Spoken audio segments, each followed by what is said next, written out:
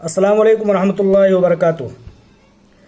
तमाम देशवासियों से आज मैं एक खुसूसी अपील करना चाहता हूँ, खुसूसन मुसलमानों से, जिनके वोट को तकसीम करने के लिए और उनको बेवकात करने के लिए, उनको समाज में निचला तबका घोषित करने के लिए और मुल्क हिंदुस्तान भारत में मुसलमानों को दूसरे दर्जे का शहरी बनाने की तरफ रवां दवां कोशिश में बहुत ज़्यादा आगे एक ऐसी पार्टी जो अपने आबाई वतन में बहुत ज़्यादा चाको चौबंद तो नहीं है, वहाँ पर दूसरे अलायंस, दूसरी हुकूमतों से, दूसरी पार्टियों से अलायंस करके सिर्फ और सिर्फ 7 सीटों पर अपने उम्मीदवार खड़ी करती है, लेकिन अपने से अलग दूसरे खित्तों में, दूसरे रियासतों में इतनी ज़्यादा सीटें उतार देती है जितने से कि मुसलमानों के लाखों वोट तकसीम होकर बर्बाद हो जाते हैं। उस पार्टी का नाम ऑल इंडिया मजलिस इत्तेहादुल मुस्लिमीन है, MIM। उसके सरगना बैरिस्टर असदुद्दीन ओवैसी और अकबरुद्दीन ओवैसी है, जिनका मुसलसल, जिनकी कोशिश रही है कि मुल्क के मुसलमानों को तकसीम करके उनको बेवकात कर दिया जाए। जमहूरियत से ताल्लुक़ रखने वाले और सेकुलर तमाम नेताओं के सामने इनका अपने कैंडिडेट को उतारना इस बात का सबसे बड़ा दलील है कि वो जमहूरियत को ख़त्म करने के लिए दूसरी पार्टियों के साथ संगठन के तौर पर काम कर रहे हैं। और ये पार्टी MIM जिसकी मैं बात कर रहा हूँ, उससे मुसलमान तबका ख़ास तौर से दूर रहे। क्यों? इसलिए कि ये एक ऐसी पार्टी है जो दो मुंह का सांप साबित हुई है। अपने 100 साला ज़िंदगी में, जब से इनके दादा, इनके बाप और इन्होंने, ओवैसी ख़ानदान ने जब से इस पार्टी की बुनियाद रखी है, तब से लेकर के आज तक इस पार्टी का मुसलमानों के हक में, मुल्क के हक में कोई भी बयान, कोई भी काम, कोई भी इस तरह का अमल, कोई वादा इस तरह का नहीं रहा है। जैसा कि आप जानते हैं कि महाराष्ट्र में एक MLA, इनका अकेलौता MLA था, जिसने 5 साल में अपनी ज़ाती संपत्तियां, ज़ाती जायदादों को बनाने का काम, जो कि 2 करोड़ की उसकी ज़ाती संपत्ति थी, वो 5 साल में बढ़ करके 14 से 16 करोड़ रजिस्टर्ड वैल्यू की उसकी प्रॉपर्टी हो जाती है, जबकि MLA की कुल तनख्वाह 1,20,000 ही होती है। 1,20,000 को कैलकुलेशन करेंगे तो पूरे 5 साल में 1 करोड़ रुपए भी नहीं पहुंचते। लेकिन ऐसे लोगों के, MIM का ख़ास तौर से मुसलमानों को तकसीम करके उसके पीछे सियासत क्या मकसद है? मुसलमानों को समाज में बेवकात कर देना। दरअसल ये एक तरह से मुसलमानों को तकसीम करने के लिए ये पार्टी आई है। मैंने कहा कि MIM 2 मुंह का सांप है। इसके 2 मकासद होते हैं। अगर MIM की जीत होती है तो वो पैसे बटोरने का काम करते हैं, और अगर हार होती है तो इसमें भी इनको कोई बहुत ज़्यादा अफसोस का मकाम इनके लिए नहीं है, क्योंकि इन्होंने ठेका ही इसी चीज़ का उठाया है, बेड़ा ही इसी चीज़ का उठाया है कि हम मुसलमानों को तकसीम करेंगे। कोशिश तो करेंगे जीतने का, जीत करके लोगों को ब्लैकमेल करेंगे, लोगों को फंसाएंगे, लोगों को वर्गलाएंगे, लोगों को आपस में लड़ाएंगे।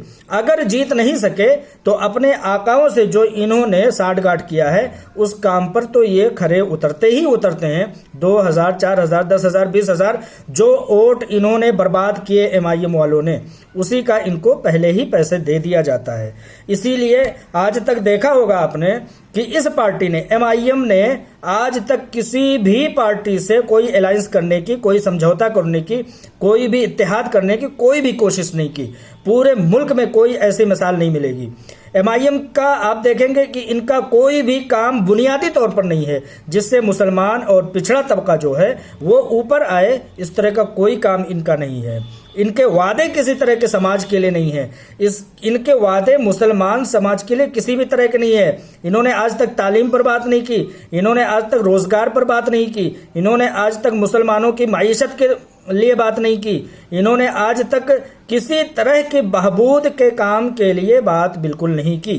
ठीक है, सिर्फ और सिर्फ इन्होंने बोलने का काम किया है, बोलने का काम किया है। आज तक यहाँ तक मैं आपको बता दूं कि ऑल इंडिया मजलिस इत्तेहादुल मुस्लिमीन ने आज तक अपने कारकुनान की लिस्ट बनाने की जहमत गवारा नहीं की। सिर्फ और सिर्फ व्हाट्सएप पर, फेसबुक पर, यूट्यूब पर इनका काम होता है। जमीनी सतह पर इनका कोई काम अगर दिखा दे कोई शख्स तो मैं जो कहें हारने को तैयार हूं। लिहाजा पूरे मुल्क में आप इनकी पूरी तारीख उठा करके देख लीजिए। आज तक इन्होंने जमीनों का कब्जा करना, दूसरे लोगों को फंसाना, मुसलमानों को आगे बढ़ने से रोकना, मुसलमानों की माईशत को बर्बाद करना, मुसलमानों को तहे तेग करना। अगर कोई मुसलमान आगे बढ़ रहा है, कोई लीडर है, कोई समाज में आगे बढ़ रहा है, समाज सेवा में आगे बढ़ रहा है या किसी तरह से खिदमत का काम कर रहा है तो उनका पैर पकड़ करके खींचने का काम MIM भरपूर करती है। इसके लिए आप जाएंगे तो और मुताला करेंगे कुशादा नजरी से, बगैर किसी भक्ति के आप अगर देखेंगे तो आपको पता लगेगा कि MIM के साथ, MIM के ऊपर ये सारे इल्ज़ाम हैं और वो इल्ज़ाम साबित हैं। आप को मैं दलील के साथ बता सकता हूँ, प्रूफ के साथ बता सकता हूँ, और ऐसी चलती फिरती हस्तियों के प्रूफ नहीं है। ऐसे प्रूफ मेरे पास हैं जिसके जरिया से आप आंख बंद करके यकीन कर सकते हैं कि इन्होंने मुसलमानों की मईशत को बर्बाद किया। इन्होंने 15-15, 20-20 साल तक एक मुस्लिम कंपनी के पीछे पड़ करके उसको बर्बाद करने की कोशिश किया, जिसमें 20 लाख अफराद रोजी रोटी पाते थे, जिसमें 10,000 मुसलमान रोजगार पाते थे, जिसके पीछे 20,000 बच्चे तालीम हासिल करते थे, उसको इन्होंने बर्बाद कर दिया। इन्होंने आज तक अपने कारकुनान की कोई मुहिम नहीं छेड़ी, लेकिन हर जगह, हर रियासत में, झारखंड हो, उत्तराखंड हो, उत्तर प्रदेश हो, बिहार हो, महाराष्ट्र हो, यानी कि किसी भी रियासत में इन्होंने अपना मतलब कैंडिडेट उतारने से गुरेज नहीं किया और ऐसे कैंडिडेट उतारने की कोशिश की जो कि एक पहले से मुस्लिम नामवर मजा हुआ खिलाड़ी वहां पर ऑलरेडी काम कर रहा होता है, वहां पर जीत रहा होता है, उसके खिलाफ इन्होंने अपने कैंडिडेट उतारे। तो लिहाजा एक हफ्ते बाद महाराष्ट्र में लोकसभा इलेक्शन है। आप लोगों को मैं ये अपील करना चाहता हूं और चाहता हूं कि इस काम पर लग जाएं कि MIM जब तक मुल्क में फलती फूलती रहेगी, इसके कदम आगे बढ़ते रहेंगे, अवाम मकबूलियत का सहरा इनके सर पर सजाती रहेगी, तब तक मैं दावे करके कह सकता हूं कि कोई भी दूसरा मुसलमान, दूसरा का मतलब है पहला ओवैसी खानदान, पहला ओवैसी खानदान, दूसरा पूरे हिंदुस्तान का, एक तरफ ओवैसी हैं, दूसरे तरफ पूरे 30-40 करोड़ मुसलमान। एक ओवैसी की सीट के पीछे पूरे हिंदुस्तान के मुसलमानों का सौदा किया जाता है। आप केजरीवाल CM दिल्ली का वीडियो उठा करके देख लें, अगर वो गलत थे तो आज तक ओवैसी ने उनके ऊपर मानहानि का केस क्यों नहीं किया। ये सबसे बड़ी दलील है। अगर ये मुसलमानों के हमदर्द हैं तो 20 लाख मुसलमानों की रोजी रोटी चलने वाली company Hira group of companies के खिलाफ इन्होंने रेड क्यों डाली, इन्होंने इंक्वायरी क्यों बिठाई और उसके CEO को जेल में डाल करके उसके तमाम वर्करों को डरा धमका करके उसके कंपनी को बंद क्यों करवा दिया। इन्होंने, अगर ये मुसलमानों के हमदर्द हैं तो कब्रिस्तानों पर, वक्फ की जायदादों पर, मस्जिदों को गिराने का, तालाबों के सरकारी ज़मीनों पर कब्जा करने का काम क्यों किया।